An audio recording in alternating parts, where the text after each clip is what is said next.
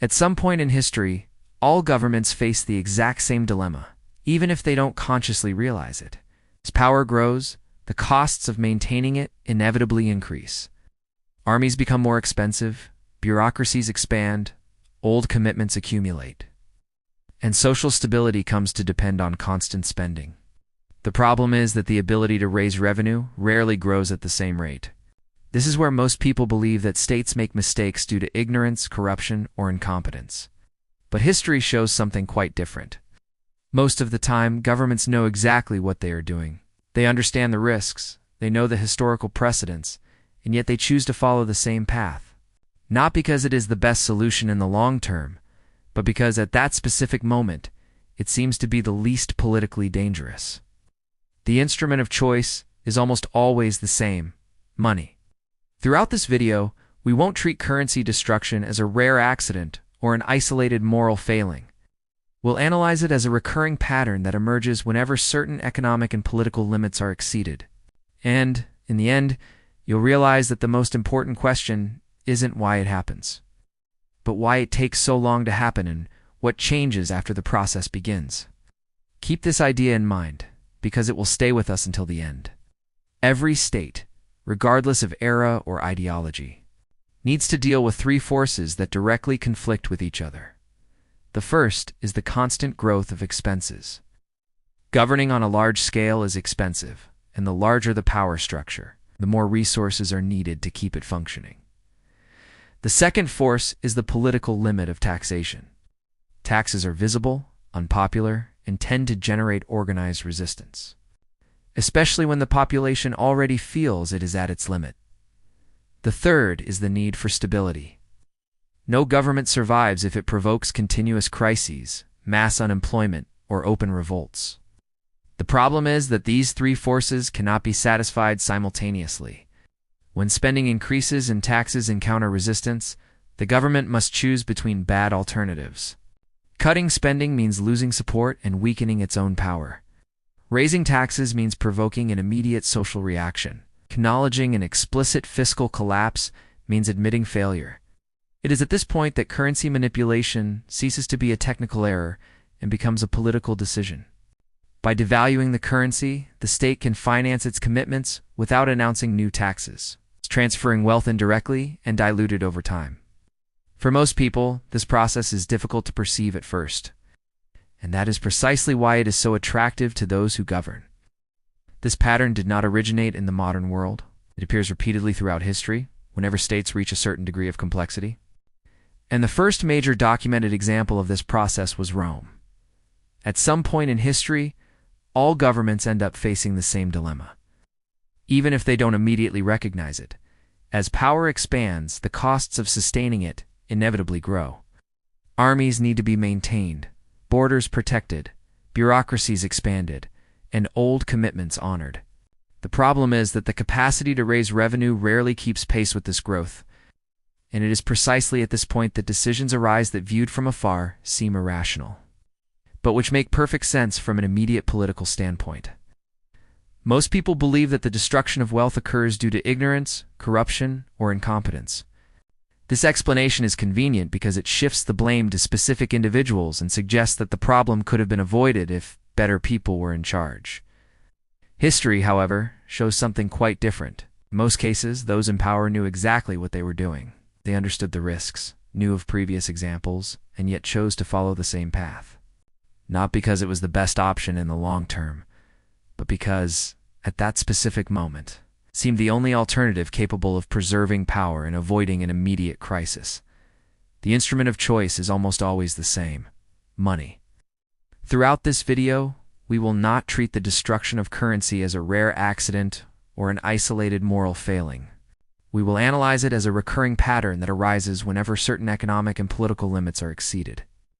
And, in the end, it will become clear that the most important question is not why governments do this, but why this process repeats itself so regularly and what changes after it begins. To understand this pattern, it is first necessary to understand the structural dilemma that every state faces. Regardless of the era, culture, or political system, every government needs to deal with three forces that directly conflict with each other: The first is the continuous growth of spending. Governing on a large scale is expensive, and the more complex the state becomes, the more resources are needed to keep its structure functioning. The second force is the political limit of taxation. Taxes are visible, unpopular, and tend to generate organized resistance, especially when the population already feels economically pressured. The third force is the need for stability.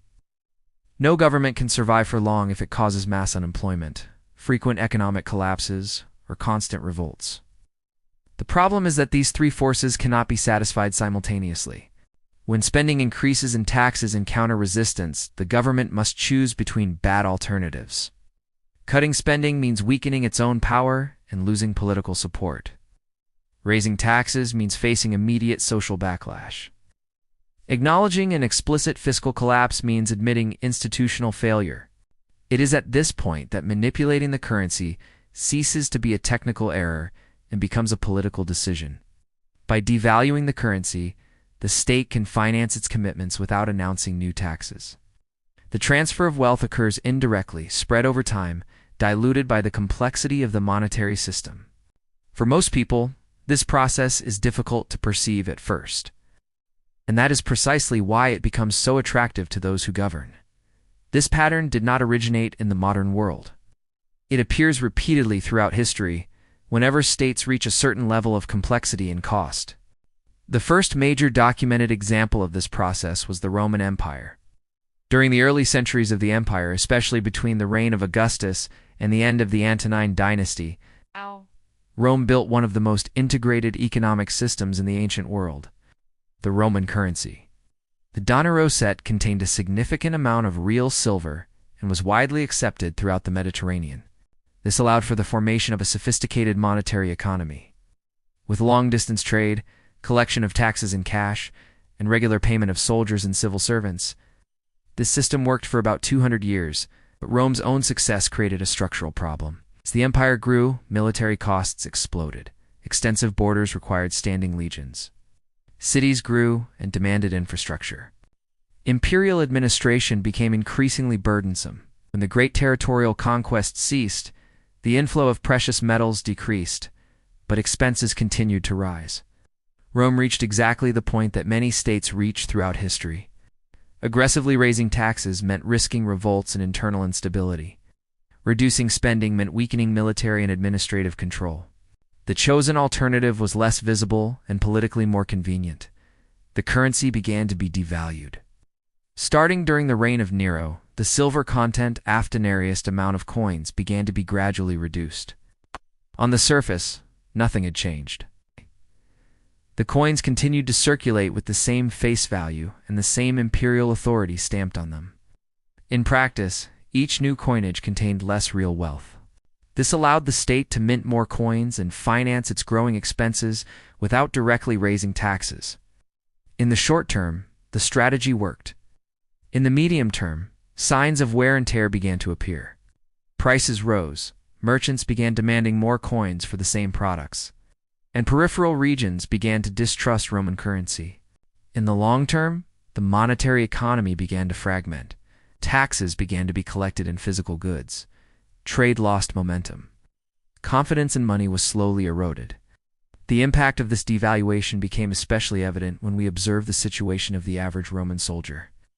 During the period of monetary stability, a legionary's salary allowed not only subsistence, but also some economic predictability. With the weakening of the currency, this salary began to lose purchasing power steadily. The soldier continued to receive his pay, but that money no longer bought the same goods. It is in this context that looting ceases to be an exception and becomes part of the system. Enemy cities were looted as a direct form of payment in real wealth. Properties of political adversaries were confiscated during civil wars. In border regions, soldiers demanded food and shelter from the local population, functioning as an informal military tax. When an army becomes dependent on confiscation to sustain itself, money has already lost its central function. The crisis of the 3rd century laid bare this process.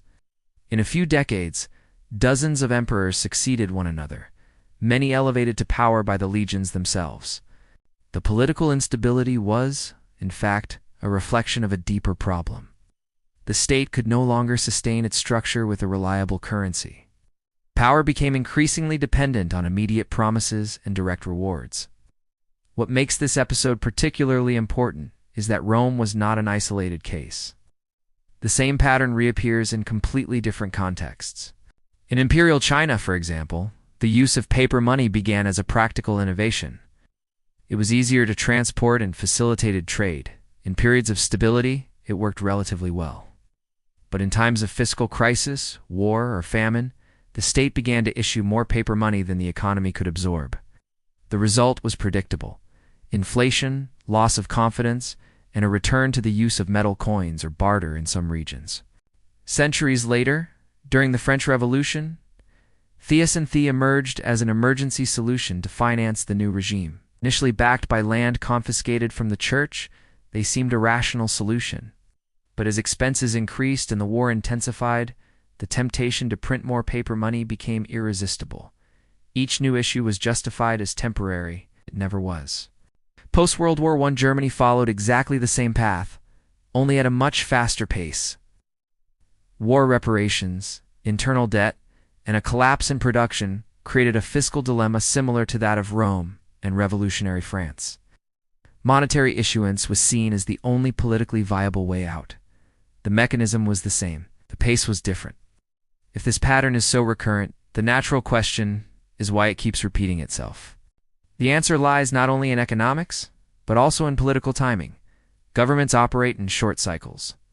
The consequences of inflation often appear after decisions have already been made, frequently under future administrations. The immediate cost of inaction seems greater than the future cost of acting poorly. If you're realizing that this mechanism spans centuries and completely different political systems, now is a good time to subscribe to the channel. The next videos will delve deeper into exactly how this pattern repeats itself. It's what typically survives when money ceases to fulfill its function. Once a currency loses credibility, three things tend to survive. Real assets such as land, food, and energy continue to have value. Power networks, such as those who control production, force, or access, adapt. And parallel currencies emerge, whether in the form of precious metals, foreign currencies, or informal systems.